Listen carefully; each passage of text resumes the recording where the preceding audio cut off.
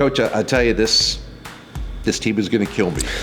6 one-possession games. You're at 9-7 overall. You're 2-1 in the Southern Conference. And anytime you guys are in that sort of crucible, those high pressure situations, what have you learned about this team overall? These ups. You've won a few of those. You've lost a few of those, but you've battled all the way.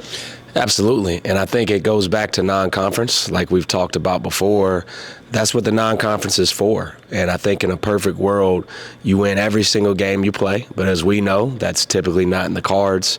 But we were able to learn from a lot of those games in the non-conference where they sometimes, ended up on the wrong side of that. But obviously there were times like High Point where we were able to pull those games out. And regardless, win or lose, we were able to draw from those circumstances.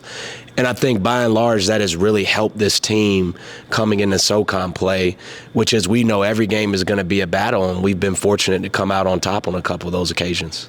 Well, coming up, we will take a look at the end of non-conference play since we last had a show. Also, the beginning, the first 3 conference games for the Terriers. We'll also look at the one player who has proven he has been built for those late-game situations. It's all ahead here on Inside Wofford Basketball.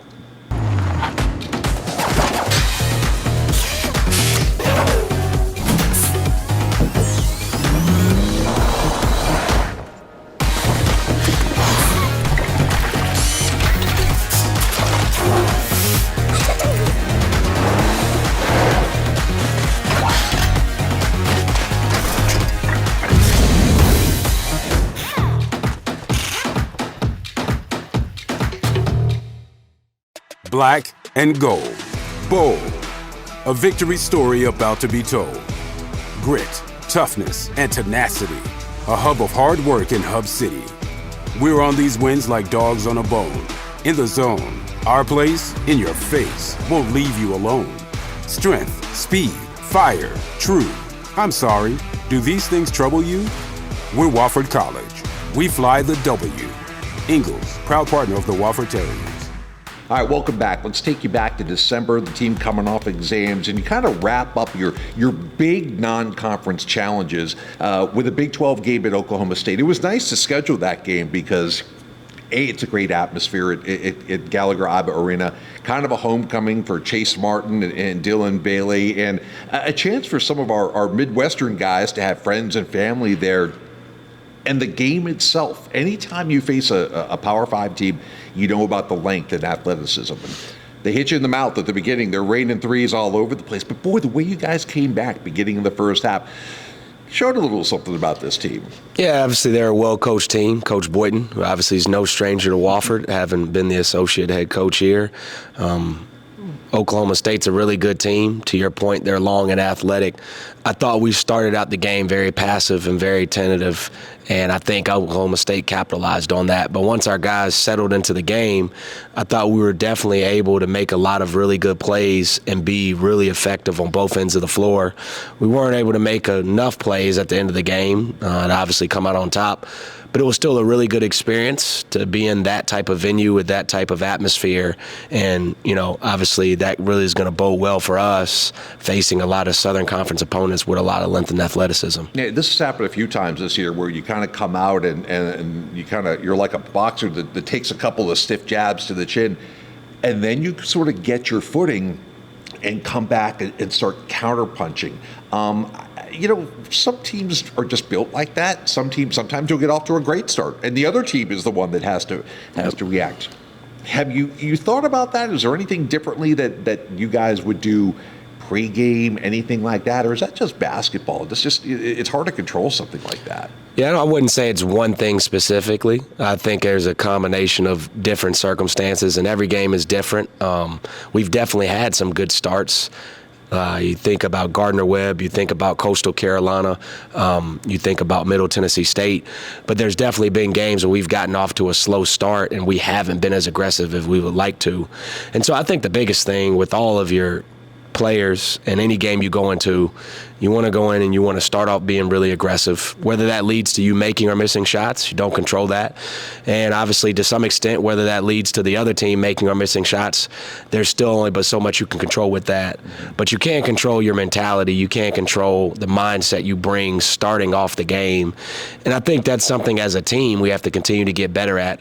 As I mentioned, we've had our periods of time where we have, but I think, as we start to move forward to the bulk of SoCon play, that's something that is really important, because even if it's just 3 or 4 minutes of not getting off to a great start, as we all know, those are 3 or 4 minutes that we definitely would love to have back if it doesn't go our way. And there were some great bright spots. I mean, you outscored Oklahoma State 46-14 in the paint. Kyler Filowich began his big rebounding stretch. He's been amazing. Corey Tripp was his solid self. So 76-70 loss at Stillwater. You come home and then get a little lesson in the first half against Southern Wesleyan, but you're able to prevail, eventually win that game by 20 and sail into a little bit of a break before conference play begins. Yeah, I think after finals and coming back from Christmas break, I think those are 2 periods of time that can be a bit challenging. And that's not to make excuses for our guys.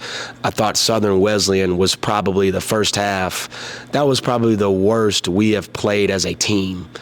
We didn't share the ball. We didn't play hard. We didn't cut hard. We were out of sync. We, quite frankly, got outplayed in the first half, and the score reflected that. But I think, a credit to our guys, we've said this before, they did a great job responding. The reality is we had decisions to make at halftime, and we could either fix our mindset and come out and play the way we're capable of playing, or we could continue to have a woe is me mentality. And I think our guys did a really good job of making the right decision. And a credit to them, they came out in the second half and we played Wofford basketball. All right, coming up next, Southern Conference play, the best time of the year. We'll tell you what happened in the first 3 games next. It doesn't matter if you're active on the road or in the gym. Your body is your strongest tool.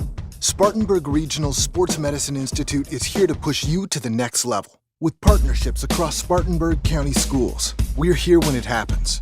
We diagnose, treat, and heal at the Sports Medicine Institute to get you back and active, in the gym, in the game, and to the next level.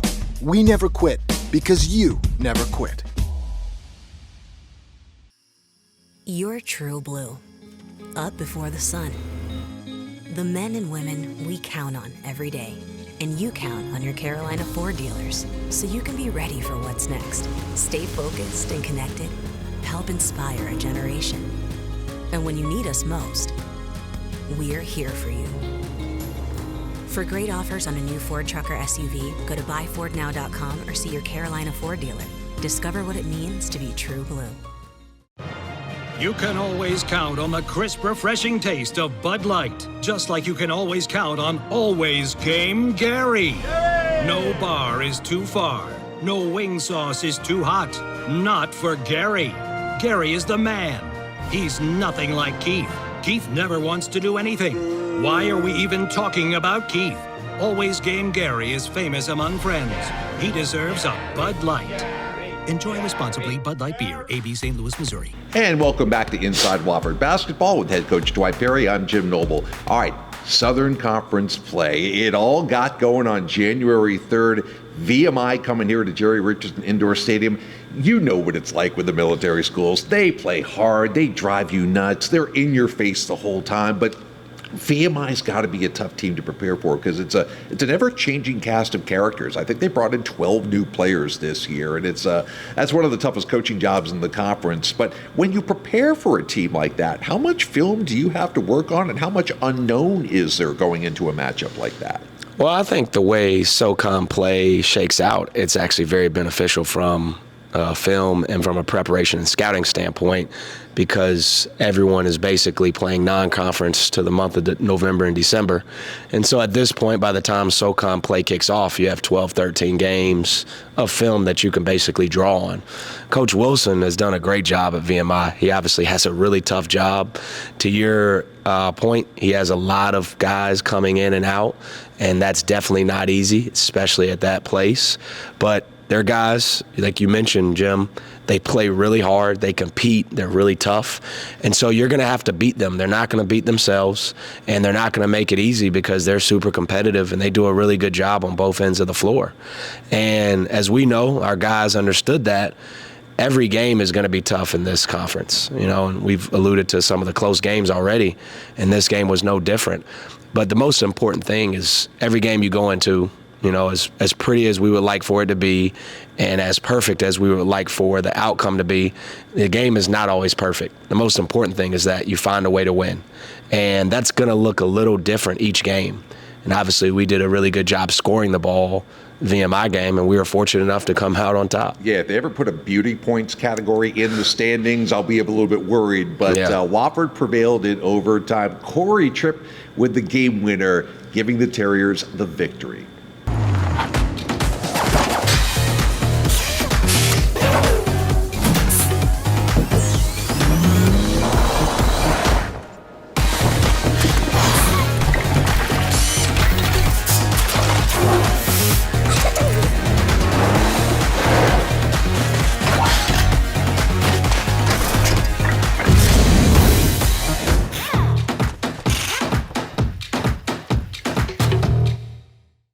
Black and gold. Bold. A victory story about to be told. Grit, toughness, and tenacity. A hub of hard work in Hub City. We're on these wins like dogs on a bone. In the zone. Our place, in your face, won't leave you alone. Strength, speed, fire, true. I'm sorry, do these things trouble you? We're Wofford College. We fly the W. Ingalls, proud partner of the Wofford Terriers. All right, Corey Tripp, the hero. Kyler Filowich, 17 more rebounds, and the second overtime win for a team. You're 2-1 in overtime this year. This team has a little bit different look when they put 5 extra minutes on the clock. Your mental attitude is really coming through lately. Yeah, that's a big value for us, and that's really important in our program. We talk about toughness a lot, and I think a lot of people like to focus, as they should, on physical toughness, and there's a major component to physical toughness being important in basketball. But I think our staff and our guys have really bought into the mental toughness aspect of it, what that can do to your team and what that can do in moments, especially when you're faced with adversity. And to our guys' credit, we've done a great job of trying to build and trying to improve on our mental toughness as the year has gone on. And I think these overtime games are great opportunities for us to show that. And I think that a big part of that is perspective. Mm-hmm. You have to look at an overtime as an opportunity. And whether you have had the lead and you have given the lead up, or whether you came back and forced overtime, at the end of the day, you have 5 minutes on the clock, and both teams get a chance, right, where basically the score being even, to reset mentally and physically and find a way to win. And so I definitely am excited and am proud of our guys for being resilient and finding it within themselves to get it done these last couple overtime opportunities. So after that opening test, you get to go on the road and face what might be the most talented team in the Southern Conference, the Western Carolina Catamounts. And what they've done, certainly, and what Coach Gray has done up there, it's a testament to continuity, having an older team, an experienced team. They've got some new guys transferred in, but they have kept their core, and it's a very good core. That's always a tough assignment up there at Cullowhee, but you're 19 down, 10 minutes to go. It looks like this one's in the books, and you roar back and you make it a 2-point game. What is it about this bunch that only people inside the locker room know about their unwillingness to admit defeat? Yeah, we have a great group of guys that continue to work, and they stay bought in, and they trust the process, and they are resilient. Would love for us not to have gotten down by 19 to begin with, but that's how basketball works sometimes. But to our guys' credit, they didn't splinter, they didn't fracture, they stayed together, and there was no one big home run play. It was just singles after singles after singles, and we just kept chipping away on both ends of the floor. And to our guys' credit, we found a way to give ourselves a chance, and we didn't come out on top, and would have loved for us to have won that game. But again, like you already spoke to, I think a lot of teams in that situation against arguably the most talented team in the league, being down 19 on the road, they definitely could have gone their separate ways. And really appreciative and proud of our guys' fight in that moment. And in that game, you're starting to see some different guys step up. Anthony Arrington played 22 minutes against Western Carolina, laid some defense on some guys. Jackson Civils, he shot 50% for 8 straight games now. And we ask him to do so many things underneath, too, as a bit of an undersized guard/forward. You miss Jeremy Lorenz, who's going to be out a little while longer with a foot injury. So how important is it to have those contributions other than your starting 5? It's huge. And again, we've stressed this before. You would love to grow as you win. Mm-hmm. And unfortunately in sports, right, that's not always a given. There's going to be defeats, but that doesn't mean there isn't progress. That doesn't mean there isn't moments of growth, and that doesn't mean that guys don't step up and can give you a glimpse of how much they can continue to help the team. And it was really good to see Anthony Arrington out there. He gave us a huge shot in the arm.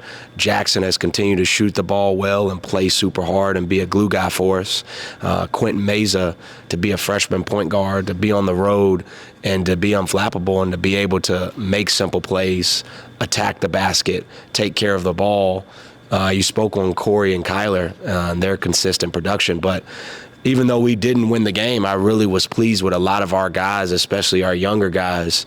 First time being on the road in the SoCon, that's never an easy task. And to their credit, for the most part, they answer the bell, and I think that really is going to help us moving forward. And with all that as a backdrop, you come back here to Jerry Richardson Indoor Stadium and take on the Mercer Bears. Always a rock fight with these guys. It's always a close game. This is going to sound like a broken record because it's every game this year. And it's another battle. It never really gets out of it. I think the biggest lead by either team was 9 at some point. And once again, that one goes down to the wire. You guys come back and, again, more contributions. Chase Cormier inserted into the starting lineup, hit some big shots, also played some pretty good defense out there, which we saw at times. Arrington, again, I think 3 offensive rebounds. You guys really control the boards against them. And once again, this guy, Tripp, unfazed, hits a couple of free throws with 7 seconds left. You get the stop at the other end, and it's another SoCon win. It never gets old. And 2-1 feels pretty good right now, I might imagine. 2-1 feels good. 2-1 is definitely growth and improvement, and we have to continue to stack days and continue to get better each day. And again, as you've already alluded to, anytime, it seems like we play Mercer, it always comes down to the wire. But our guys have done a great job, and they fought, and they found a way to win. We didn't take care of the ball like we would have liked the last 4 minutes, being up and letting them come back. But that's basketball sometimes. And, in those situations, you can either get frustrated and get down and let the negative plays compound, or you can be mentally tough and figure out a way to get it done. And across the board, you mentioned, Anthony Arrington having 3 offensive rebounds, those were huge. Our rebounding has really helped us. I think we've done a really good job all year for the most part of defensively rebounding the ball, but our team has really bought into the impact in a positive way of if we offensive rebound of what that can mean for us. We obviously have confidence in all of our guys shooting, and we can shoot the ball well inside and out. But as we all know, you're not going to make every single shot. And so if we can control the rebounding margin and do a really good job in that area of the game, offensively and defensively, regardless of how well we shoot the ball, we feel like it gives us a great chance to be in a lot of these games and come out on top. And we were fortunate enough to do that last night. All right, coming up, we'll look ahead to the next 4 conference games. I'm back in December for some reason. Big test coming up for the Terriers and a closer look at what makes Corey Tripp tick. It's all ahead here on Inside Wofford Basketball. It doesn't matter if you're active on the road or in the gym. Your body is your strongest tool. Spartanburg Regional Sports Medicine Institute is here to push you to the next level. With partnerships across Spartanburg County schools, we're here when it happens. We diagnose, treat, and heal at the Sports Medicine Institute to get you back and active, in the gym, in the game, and to the next level. We never quit because you never quit.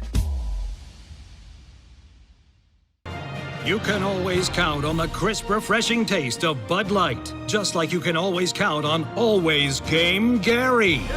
No bar is too far. No wing sauce is too hot. Not for Gary. Gary is the man. He's nothing like Keith. Keith never wants to do anything. Why are we even talking about Keith? Always Game Gary is famous among friends.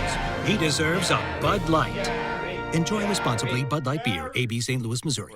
Last couple games against Mercer have been really close. This one was no different. You get down by 3 under a minute, you battle back, you get the lead. Where does that toughness come from? Just preaching it every day, being tough, being physical, and you know what I'm saying, being confident with yourself. Down 3, like you said, with 1 minute to go, just sticking with it and being together as a team, that'll always help us and get it done. And welcome back to Inside Wofford Basketball, brought to you by Yokohama. All right, now we're really rolling in the Southern Conference. Couple of road games, couple of home games for the Terriers at the Citadel. Home against ETSU, at UNCG, and then home against Chattanooga. Throw a blanket over those games. There are no free passes in this league right now, and as we've seen the league progress, we've seen so much parity. I think we've talked about the parity every year, but boy, it's really prevalent, even just based on the first week and a half of conference play, I think. 100%. And I've said this before. I mean, I think our league is one of the best leagues in the country with the talent top to bottom, the coaching, the style of play, the unique way in which teams get into certain actions. It's a great league, but along those same lines, it is going to be a bear and a rock fight every single game. And obviously, you spoke a little bit about our conference slate coming up. I think for our guys, what we've really tried to buy into and hammer home is all we're focusing in on is just trying to be 1-0. And so on our Wednesday game, we have a Monday preparation of practice. We practice Tuesday, and we play our game Wednesday to try to go to 1-0. And once Thursday comes, it's practice Thursday, practice Friday, and you play Saturday to try to go to 1-0. And as obviously as fans and as observers, you know, it's great because there's 10 teams that are all, you know, well coached and play really well, and there's storylines and there's matchups and there's rivalries that go into every single one of those games. And it's exciting and it's cool.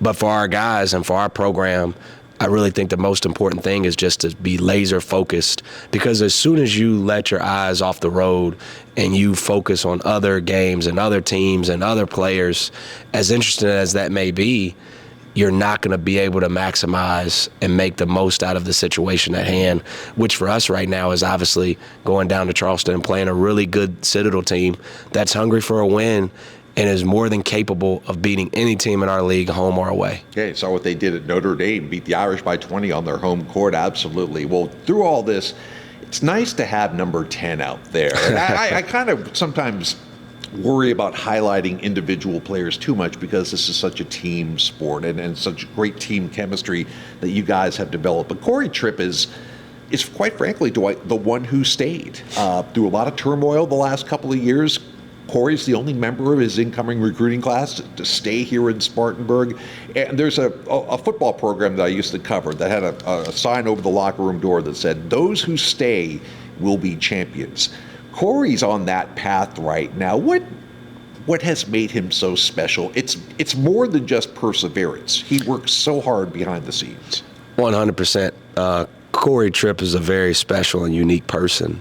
And I say person first off before the basketball player, because that's where it starts. Corey has an amazing personality. He has an incredible work ethic. You spoke to Corey's loyalty and perseverance. Those attributes serve him very well on and off the court. Anyone that comes into contact with Corey knows just how magnetic his personality is. And I think Corey he's also been willing to learn. And, you know, the growth that Corey has had as a person and as a player since he came in as a freshman to now is arguably maybe the biggest growth I've seen, you know, since I've been in college basketball. And that's a credit to him, because at the end of the day, he has had the self-awareness and the humility and the perseverance that you spoke on and the work ethic that has allowed him to continue to make these strides on and off the court. And I'm just really excited that he is obviously able to see the success of what his hard work has allowed him to be. I think he represents this team very well, because this isn't a team that's going to get Player of the Week honors 5 times a week. And, you know, individual accolades, it's not really what this bunch is about. He is unflappable. his poise. You look at his face and you can't tell whether it's 9-7 in the first quarter or he's shooting 2 free throws with 7 seconds left to win a game against Mercer. Is he like that off the court? Give us a look behind the curtain here. He's, like I mentioned, he's definitely got a big personality now. Off the court, I think his personality shines a little brighter than him being a little more laser focused on the court. But I think one of the best, attributes about Corey is he's a great teammate. He enjoys being around his teammates. His teammates enjoy the company, of him off the court. And I think, that's really served us well as a team, is even though Corey, leads us in scoring and obviously gets a lot of notoriety and attention, and he's come up huge for us late game, I think, the connection and the cohesion and the chemistry of our team, has really helped us. And a lot of that obviously is a credit to Corey and obviously our senior and older leadership with some of these guys that have been around in college for 3 or 4 years. Yeah, you said senior. I'm like, yeah, I almost had to catch myself. Had to catch myself because every game. Yeah, every game we go up against a team that's got 3 grad students and 4 fifth-year players, and 100%. This is still a very young team. It is, and I think it's hard. A lot of people don't realize. I mean, there's a difference too between being experienced and having a team that has continuity. And those are 2 different things. And in today's day and age, almost every team is super, super old. But there's a difference of just being old and having continuity. And I think when you look at our team, we have the ingredients and we have a core group of guys that I think if we're able to see this thing through, you don't want to get too far ahead of yourself. But we have a core group of guys that I think if we stick this thing out, I'm really excited, not just in the short term, but in the long term of what Wofford basketball can end up becoming. And I think, our guys have started to buy into that. We don't just view, each other as just individuals and as just a collection of just a group of guys. I really think our guys have bought into the belief of this is a true family. This is a program. It's not just a team. This is a family. And it's really cool not only to see, but to feel on a day-to-day basis. Well, it hasn't been boring. I can attest to that personally. Thanks so much for your time. It's been a lot of fun. Let's keep things rolling. We'll see you in a couple of weeks. Looking forward to it. All right. Thanks to our entire crew here at Wofford for helping us out with this show. And we will see you next time here on Inside Wofford Basketball.